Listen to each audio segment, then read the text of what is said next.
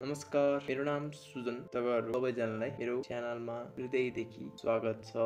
आज हामी youth 19 championship जुन अहिले भइरहेको छ यसको बारेमा थोरै केही कुरा गर्छौं र अब आउने गेम कहिले हुँदैछ त्यो पनि भन्नेछौं र यसको बारेमा केही अरु कुरा पनि एक्सप्लेन गर्ने। सबैजना भिडियोको पछाडीसम्म जोडिदिनु होला है त। अब कुरा गरौँ युथ 19 साफ च्याम्पियनशिप 2025 को अलिकति थोरै अगाडिदेखि अहिले हुँदै गरेको जुन यो साफ च्याम्पियनशिप छ यो चाहिँ इन्डियाले होस्ट गर्दैछ। अनि यो भन्दा अगाडि चाहिँ जुन हाम्रो होम ग्राउन्डमा भएको छ 2024 मा त्यतिबेला चाहिँ बंगलादेश र नेपाल बीच फाइनल भएको थियो। बंगलादेशले 4-1 को फराकिलो अन्तरमा नेपाललाई हराएर डिफेन्डिङ च्याम्पियन बन्न सफल भएको थियो। अब अहिले भइरहेको युथ 19 साफ च्याम्पियनशिप चाहिँ इन्डियाले होस्ट गर्दैछ।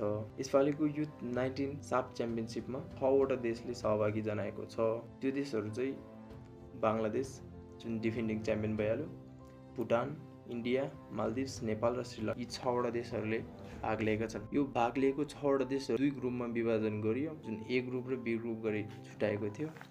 ए ग्रुपमा चाहिँ मालदिभ्स, भुटान, बंगलादेश परेको थियो भने बी ग्रुपमा चाहिँ इन्डिया, नेपाल र श्रीलङ्का परेको थियो। ए ग्रुपमा चाहिँ बंगलादेश अलि स्ट्रङ देश देखिन्थ्यो भने चाहिँ बी ग्रुपमा अभियसली इन्डिया नै हुने हो हैन, इन्डिया र नेपाल देखिन्थ्यो। अनि यो ग्रुप समूहको गेमको रुल चाहिँ सिम्पल थियो। सबै टिमले चाहिँ दुई गेम खेल्न पाउने। जुन टिमले चाहिँ धेरै पोइन्ट ल्याएर शीर्ष 2 स्थानमा बस्यो त्यो चाहिँ सेमी फाइनलको लागि जाने र हटमा पर्ने एउटा टिम चाहिँ डिस्क्वालिफाई। त्यसपछि ग्रुप ए बाट बंगलादेश मालदिभ्सको खेल भयो।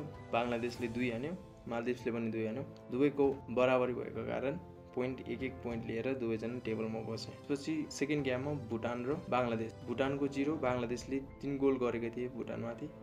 भनेपछि चाहिँ बंगलादेशले चाहिँ सिधै 3 पोइन्ट लिएर चाहिँ टेबलको टपमा 4 अङ्क सहित बस्यो। मालदिभ्स र भुटानको बीचमा फेरि गेम भयो। मालदिभ्सले 2 गोल हान्यो, भुटानले पनि 2 गोल हान्यो। तर भुटानले चाहिँ एउटा गेम लस र एउटा गेम चाहिँ बराबरी खेलेको भएर चाहिँ उले जम्मा 1 पोइन्ट मात्र पायो भने मालदिभ्सले चाहिँ बंगलादेशसँग बराबरी खेल्दै बंगलादेश र भुटान बराबरी खेलेर चाहिँ 2 पोइन्ट बनाएर सेकेन्ड स्थान हासिल गर्न सक्यो र भुटान चाहिँ ग्रुप ए बाट डिस्क्वालिफाई भयो। ग्रुप ए को ग्रुप विजेता चाहिँ बंगलादेश भयो। अब ग्रुप बी बाट चाहिँ इन्डिया र श्रीलङ्काको पहिलो खेल